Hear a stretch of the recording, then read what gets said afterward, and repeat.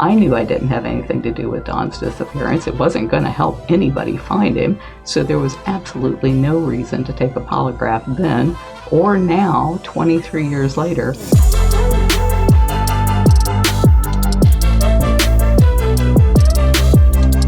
Hey all you cool cats and kittens, it's Natasha Martinez for Complex News here to talk about the one and only Tiger King. If there has been any smidge of an upside to being quarantined during this coronavirus pandemic, it's that we've all been able to collectively agree that Tiger King is a damn good documentary.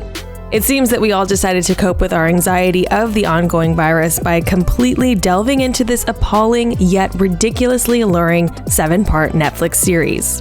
For better or worse, we've also become obsessed with talking about the documentary and all of its zoo-like characters. And I'm not talking about the animals.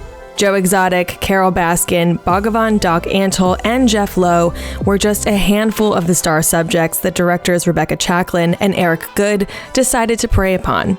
If you haven't seen the show, Netflix sums it up as an exploration of the eccentrics and cult personalities in the stranger-than-fiction world of big cat owners. But also, if you haven't seen the show, stop this video here because there is about to be spoilers. The documentary makes two things very clear from their point of view. It's Joe Exotic's world, and we're just living in it. And Carole Baskin is the root of all evil. Their rivalry is what led to Joe being sentenced to 22 years in jail after reportedly trying to hire someone to kill Carole after she came at him and his GW Zoo in Oklahoma. So where does their rivalry stand now? Well, let's just say Joe feels like he's on top of the world and Carole is still fighting off rumors that she fed her husband to some tigers at her big cat rescue sanctuary near Tampa, Florida. While Joe Exotic is a lovable character, he is by no means innocent of all the accusations brought up in Tiger King. However, it's undeniable that he's a perfect anti-villain for the majority of those watching, including a handful of celebrities. Cardi B especially was on Joe's side. She was live tweeting while watching the first episode of Tiger King and mentioned her support of Joe Exotic, saying, "They did Joe so dirty over and over again, and who you think is more wrong, narcissistic Joe or greedy Carole, and why?" She even went as far as to tweet that she wanted to start up a GoFundMe account to #FreeJoe. Of course, the crowdfunding site put a stop to that, as their rules state that money cannot be raised for the legal defense of alleged crimes associated with hate, violence, harassment, bullying, discrimination, terrorism, or intolerance of any kind relating to race, ethnicity, national origin, religious affiliation, sexual orientation, sex, gender, or gender identity, serious disabilities or diseases, or financial crimes or crimes of deception. So yeah, I think Exotic's murder for hire sentence covers at least one of those violations. During an interview with the LA Times, co-directors and writers Eric and Rebecca revealed that Joe is now trying to become an advocate for criminal justice reform. With Joe, we have empathy for him, but at the same time, he's someone who really knows what to say at the right moment.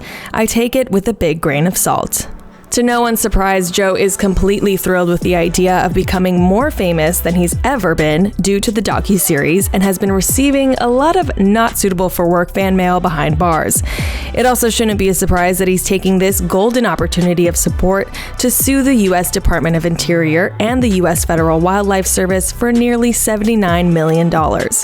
Joe claims that he was a victim of malicious prosecution and discrimination because those agencies stole his property and promoted an animal rights agenda. He says he was discriminated against for being an openly gay male with the largest collection of generic tigers and crossbreeds. The $79 million will cover his personal property loss, as well as 18 years worth of his work with tigers, but he's also demanding another $15 million on top of that for being falsely imprisoned over the attempted murder plot of Carole Baskin, in addition to violating the Endangered Species Act for killing 5 tigers. Never mind that he actually admitted to killing them.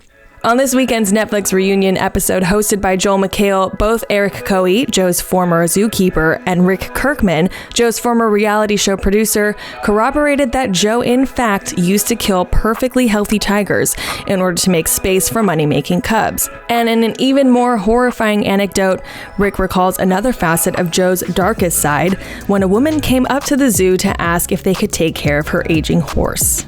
Before she got off the park, he said, "Rick, roll your camera. Roll your camera. Come on, you're gonna love this, Rick." He walked up, pulled a gun out of his holster, and shot the horse dead in the trailer, and then cut it up with a chainsaw, and then fed it to the tigers that day. Now on to Carole Baskin. The huge question is, did she or didn't she murder and feed her husband to her tigers? Following the release of Tiger King, one Florida sheriff is looking for answers to that question once again. Chad Chronister, who is the sheriff of Hillsborough County, Florida, was one of many who binge-watched Tiger King last month. After the disappearance of Carole's ex-husband Don Lewis was mulled over in episode 3, Sheriff Chronister's head was spinning, so he held a Facebook Live news conference in hopes to find new leads for this active and open case from 23 years ago. He hopped on Twitter to widen the net of potential tips, saying, "Since Netflix and COVID-19 quarantine has made Tiger King all the rage, I figured it was a good time to ask for new leads. Only you can help solve the Jack Don Lewis cold case." Appearing on last night's TMZ Investigates Tiger King special on Fox, Sheriff Chronister went as far as to say that even immunity is on the table for new witnesses who come forward and can shed light on Don's disappearance. In his view, Carole is not the only suspect or a suspect at all. He's even thinking there could be 2 people or more involved in executing this crime. Jack Don Lewis disappeared in 1997. After his then-wife Carole Baskin reported him missing, Don's van was found at a Paso County airport with the keys on the floor. Baskin told authorities that he was planning to transport cars to Costa Rica the evening before he disappeared. According to the Tampa Bay Times, deputies searched the wildlife sanctuary that the couple owned, as well as flew to Costa Rica for leads and found nothing. To this day, Carole has not faced any charges related to Lewis's disappearance, and she has refused to take a polygraph test in the past. Sheriff Chronister held a press conference over Zoom to say that the department has gotten about 6 tips a day regarding the case, but few of them have been credible. Chronister says there are no real charges or evidence leading to the probable cause, and that there is not one piece of evidence to suggest that Lewis was killed. This probably puts Carole at ease, since following the release of Tiger King, she's been pretty upset with how the filmmakers chose to tell her story. Carole took to her Big Cat Rescue website to strike back at Good and Shacklin and refuted just about every claim she interpreted to be false since the airing of the series. She opened up her lengthy statement by saying that Good and Shacklin put her under the impression that they wanted to create the Big Cat version of Blackfish, which is the documentary that exposed animal abuse at SeaWorld 7 years ago. She slammed the filmmakers for choosing to instead focus on telling the most salacious and sensational story in order to draw viewers, instead of helping expose the breeding and abuse of big cats. To that, Shacklin and Good say that after 5 years following these characters, the story obviously changed. Good fought back at Carole's statement, saying she knew the story was more than recreating Blackfish. He pivoted the LA Times interview after an eyebrow-raising revelation about Carole and the rest of the subject, saying, "The other thing I would say about all these people is that there was a lack of intellectual curiosity to really go and understand or even see these animals in the wild. Certainly, Carole really had no interest in seeing an animal in the wild. The lack of education, frankly, was really interesting. How they had built their own little utopias and really were only interested in that world and the rules they had created."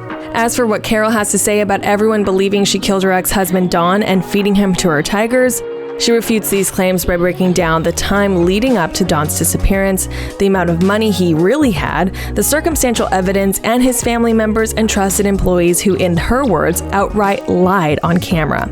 For anyone really obsessed with figuring out if Carole is guilty, go on Big Cat Rescue and read her side of the story. It is fascinating but long, so I'll leave it with just this snippet.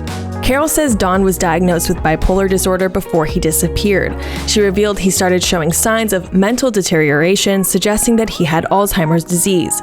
She also said she had a scheduled appointment for him to see a specialist after he refused to use the bathroom indoors and brought in a homeless man to live with him, but he disappeared before the appointment date. In a video uploaded to Carole Baskin's YouTube channel and posted on Big Cat Rescue website on April 11th, Carole herself explains that her decision to not take a polygraph test to aid Don's disappearance inquiry stemmed from fear that her emotional response to the situation would be mistaken for guilt. You just can't imagine how emotional, and I can feel myself getting worked up even saying this, how emotional that is to have people think something so horrific about me.